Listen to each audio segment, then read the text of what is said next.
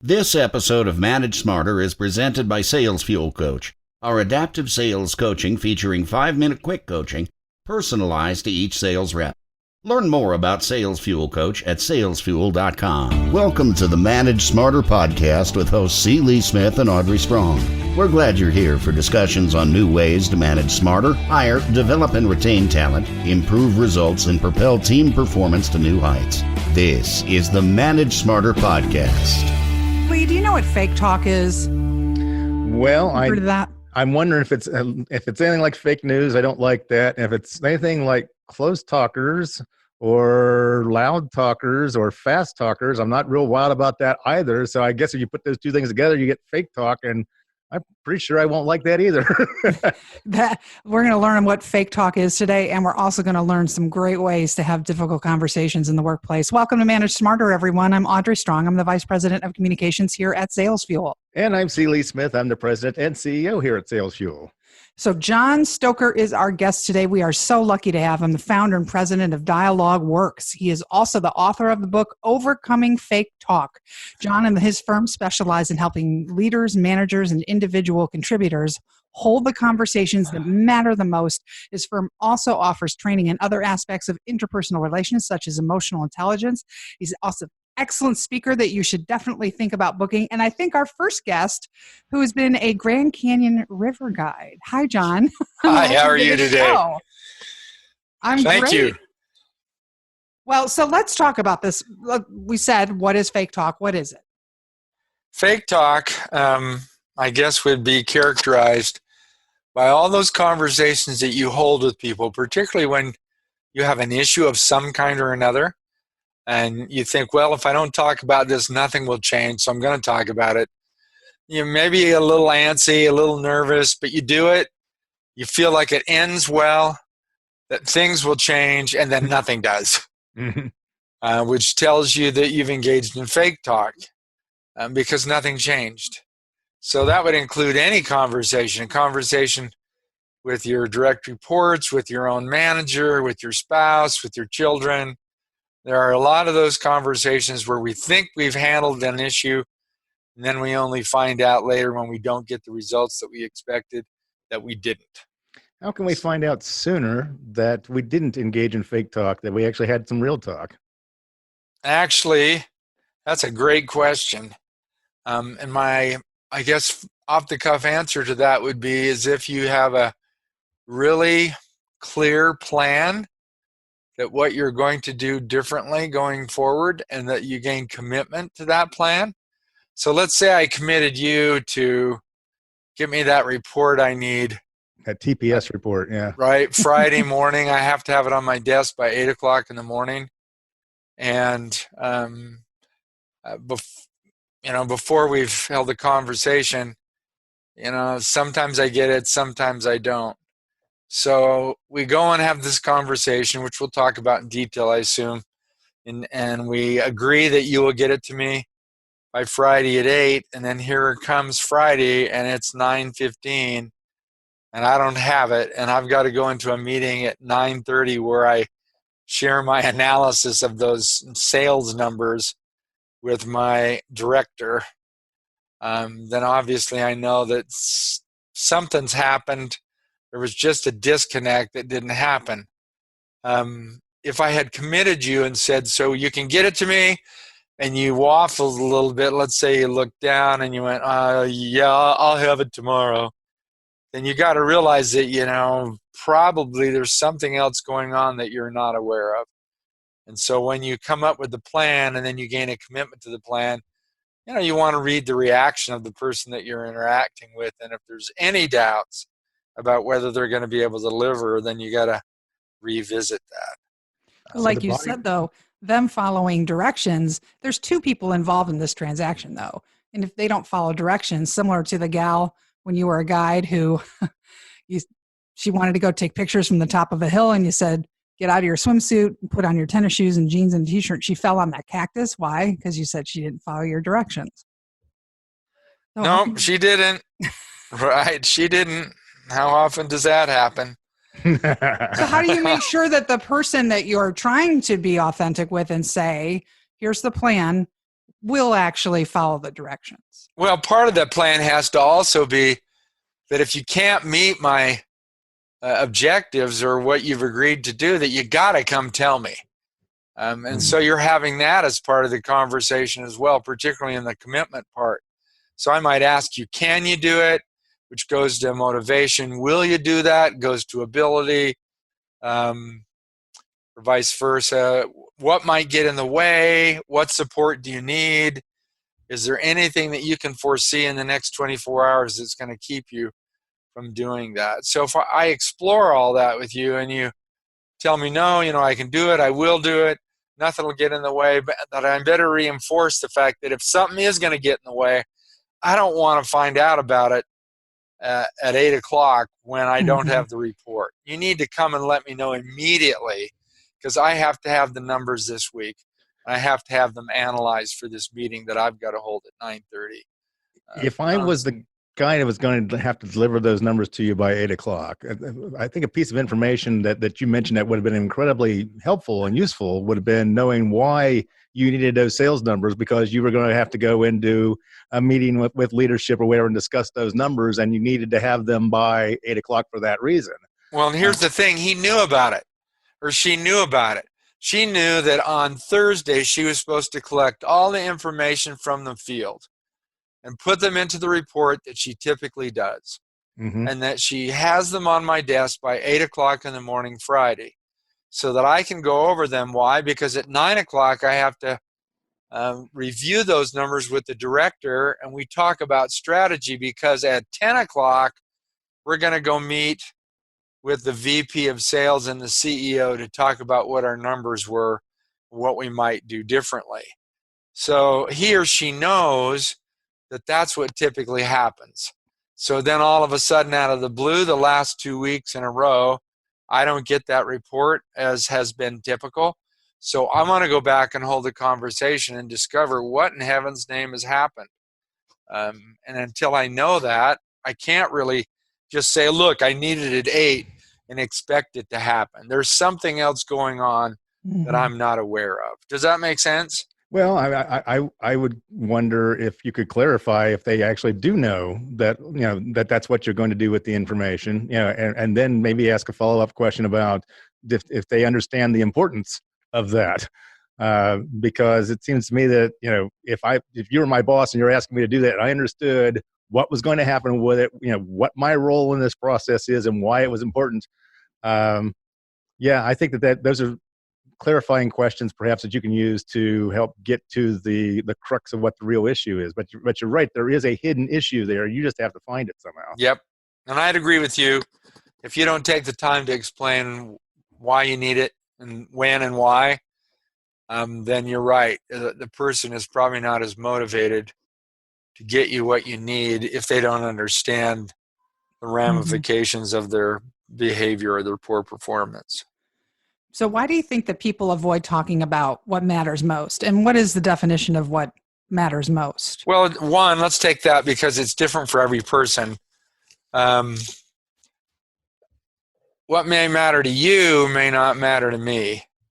But the thing is that, I did research on this for the book, and I was interested in why people were afraid to talk about what was important to them. And it was so interesting that the top 5 reasons that people kind of shared went something like this. I think number 1 was, I'm afraid if I speak up, I'll lose my job. Number 2 was, I don't know what to say. Now, when they said that, notice what they're really saying is, I know there's a way to do this effectively. I don't know what it is. So it's probably easier for me not to attempt it and blow it than do. I don't want to hurt somebody's feelings was number 3 on the hit parade. Number 4 was, I don't know how they'll respond. And what's hidden in that answer was people don't like conflict. And so if they think the person's going to blow up or lose it, then they're apt not to do it. And the last one, which was interesting, number 5 in the list, and the demographics on this question from the research I did was interesting. These were mostly people who are millennials. in the demographics. They said, I don't want people not to like me. Mm-hmm. So they were afraid that if they spoke up and talked about what was important to them, if there was any risk of offense or conflict, that the other person might not like them. Now, here's what's interesting about all of those. What people are doing is projecting in the present into the future of what will happen negatively with no evidence in the present. Mm-hmm. I just took that one, I will lose my job. Well, how do they know that? Have they ever lost a job for speaking up before? Or have they seen anybody that's done it? Most of the time, not. But if they think that's what will happen, if they make that projection into the present with no data in the future, then that's what their perception is going to lead them to think, oh, this is what will happen, and so therefore I'm not going to talk about it. In fact, I like to say, if you just put an overall umbrella or penumbra over it, it's fear, and fear That's for it. us is an acronym of fantasized experience appearing real. So when an individual perceives and projects that a problem will arise for what they think they're going to talk about, they probably won't do it. And then that means that things don't change or improve. Well, you start off with 3 P's there. I thought you were going to finish it off with a 4th one, which would be procrastination. Yeah, well, I think people either think, oh, I don't do this well, and then you're right, they put it off till the last moment, until they feel like they absolutely have to. And then they screw it up. And then when it doesn't go well, that becomes the justification going forward for, you know what, I'm not doing this again. So, yeah, the R part of fear becomes real at that point, because that's what I thought might happen. That's why I was worried about. So in a very real sense, we create our results by the way we think about it. Yeah, I Which call is that catastrophic thinking. Yep, which is a little scary. So, yeah, you had mentioned, someone, I'm afraid someone might blow up or, get mad at me or something like that. So how do you handle that, though? Do you have any tips for managers then? So when they're having a difficult conversation with somebody like that, and the other person then comes back at you and they're coming in hot, what's the first thing that a good manager must do in that situation? Okay, so that's part of the connection principle in my book. And what people or managers have to realize is that when people get defensive or they start to blow up, perceptually, they're thinking that the other person is violating a value that they hold. So I like to say that an emotional reaction, and I mean a negative one, not a happy one, right? Like if I said, oh, I don't agree with that, and you fired back, oh, why didn't you agree with it? If you fired back like that, then I know that perceptually you're interpreting something I'm saying or doing negatively, and that you're perceiving that I'm violating a value that you hold. So this is a different way of listening and attending to what people are doing. So if we just recognize that emotion symbolizes a violated value, I would start asking questions. Help me understand what's going on. I probably would reflect their emotion. I can see you're upset. Tell me more about that. Tell me why you're upset. What do you think I'm thinking? And I would try and do that from the perspective of uncovering what the value is. Now, I can ask a more pointed question if I wanted to and just say, tell me what it is that you want and why. So that's reflect and request. Most people will ask, well, what do you want? But they never ask the why question. And the why question is the value. Well, I wanted to take enough time to get this done right. Why is that so important to you? Well, this client has complained in the past that sometime our work is not what they expected. So notice the value that they're telling me is they have a value for surprising and delighting their client, or they have a value for doing exceptional work.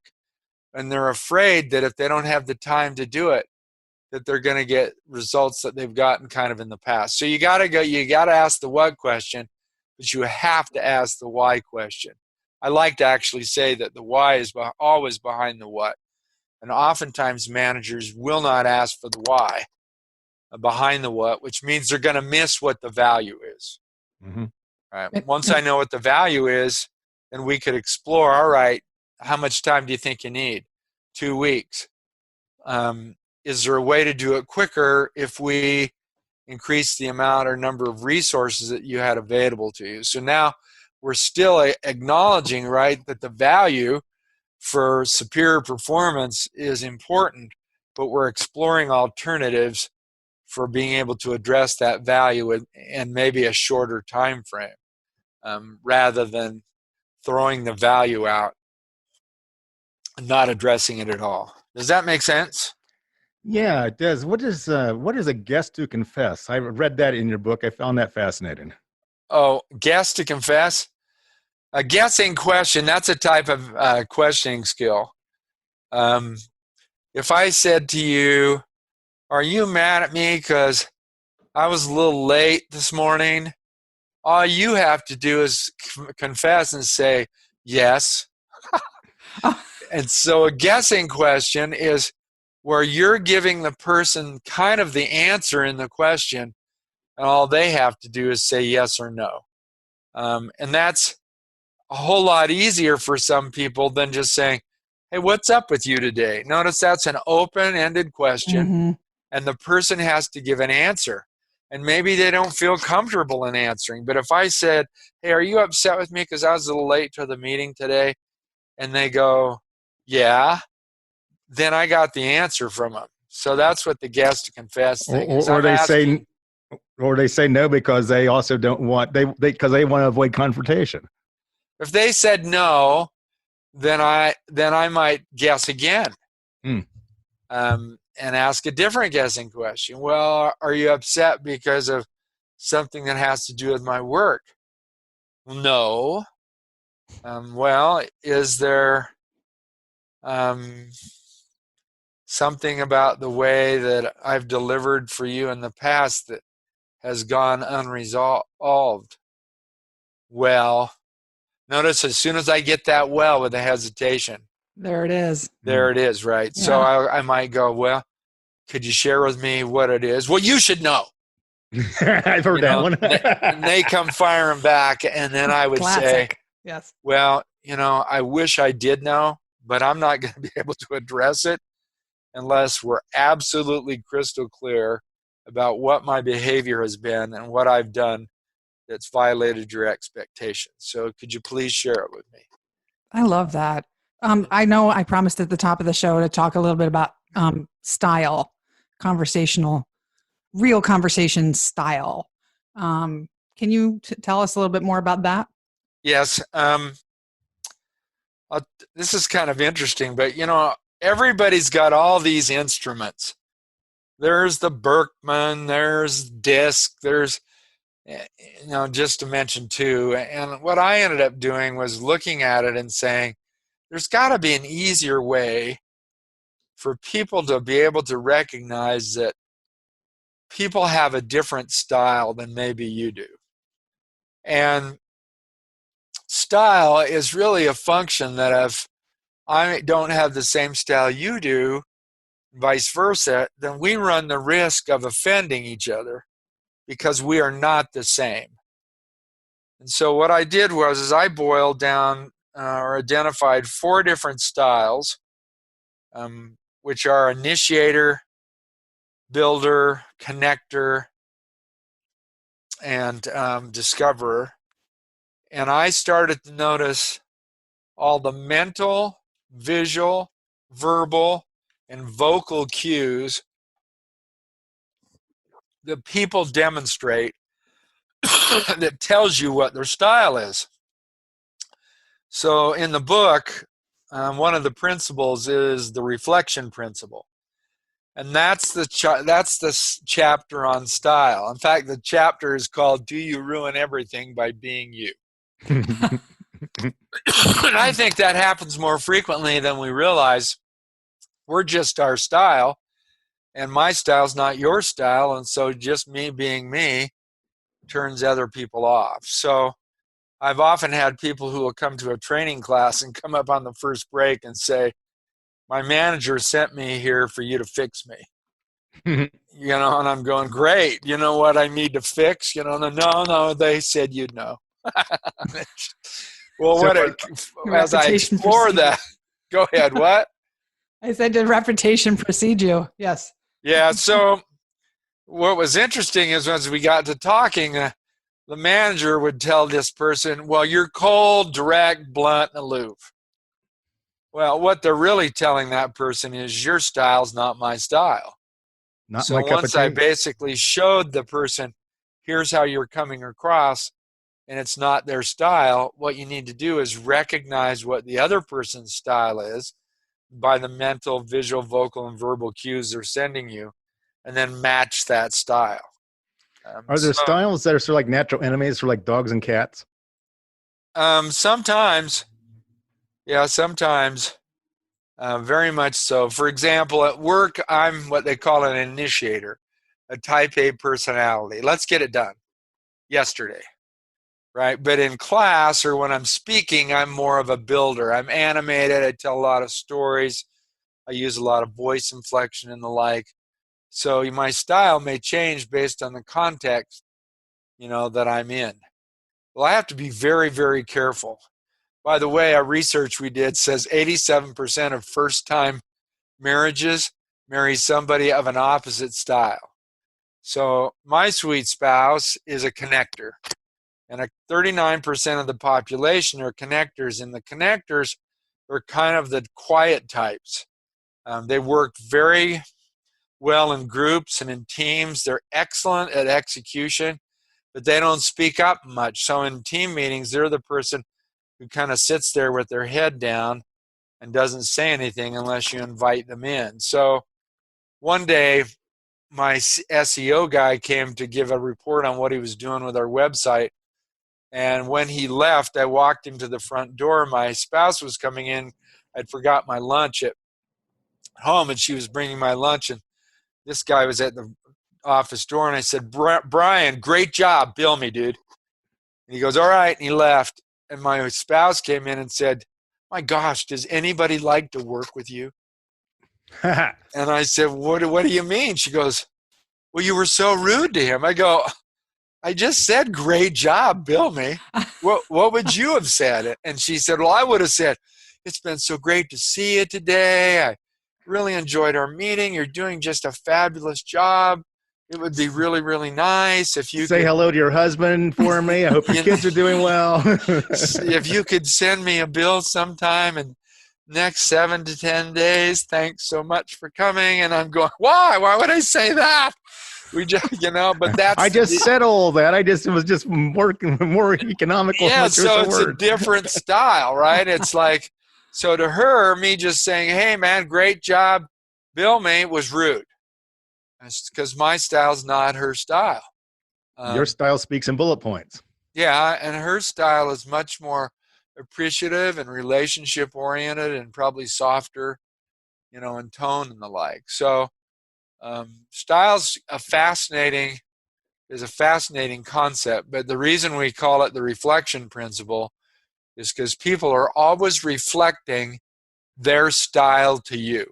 Mm-hmm. That's one principle, part of the principle. The other principle, which is really interesting, is that people will reflect your style back to you. So you've seen this if you walk through the grocery store and you look for the grumpiest person you can find, and you look at them in the eye and you smile and go, hey, how's it going? And they're kind of shocked, and they smile a little bit and go, fine, how are you? So what they did was you reflected a positive style or interaction to them, and they reflected it back to you. In fact, for your listeners, I challenge them to kind of do that. It's really quite fascinating. Just always look for opportunities to connect with people by looking at them, smiling, and saying hello, and seeing what they get back. And that's that principle, that a person will reflect what you give them back to you. Well, I recommend everybody get your book, John, Overcoming Fake Talk. And I know that you like to be a keynote speaker, so the website is DialogueWORKS.com. And then the Facebook is DialogueWORKS, and your LinkedIn, John Stoker, and it's Stoker, everybody. John, what a pleasure. I just want everybody to get the book so they can see what those cues are and start observing people a lot more closely and unravel all these secrets that you share with us. Well, great. That'd be fantastic if people were interested in doing that. Thanks for being on the show. The Manage Smarter podcast lives at managesmarter.com, everybody. And if you'd like to be a guest on the show, or you have a guest that you'd like to suggest, please go to that website and let us know. And subscribe, rate, and review. Tell a friend, share the show. We appreciate it. And John, thanks for coming on. Have a great day, sir. Pleasure. You too. Take care. Thanks for listening. If you enjoyed the show, please rate and recommend on iTunes, Overcast, or wherever you get your podcasts. You can also get more great information at salesfuel.com.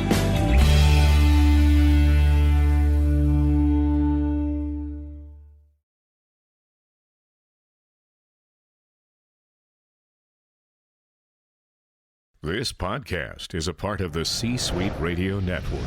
For more top business podcasts, visit c-suiteradio.com.